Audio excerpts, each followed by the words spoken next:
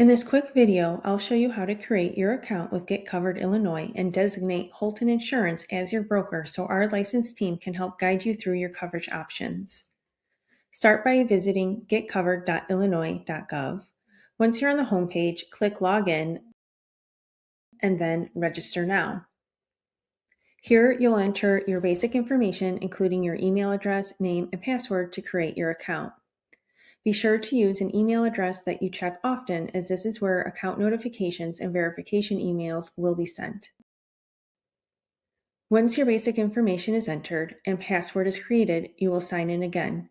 Here, it will ask you to update your communication settings. All seems good here, so I'm going to continue. Before continuing, it's important to know that designating a broker does not increase your premium and does not lock you into any plan. It simply allows a licensed broker to assist you with plan comparisons and enrollment if you'd like help. Click on Find Local Assistance, find a certified broker near you, and then type Holten in the agency name field. Select one of our brokers from the list and confirm the designation. Once selected, Holten Insurance will be linked to your account so our team can assist you with enrollment and any questions about your coverage. If you have any questions along the way, feel free to contact our office. We're always happy to help.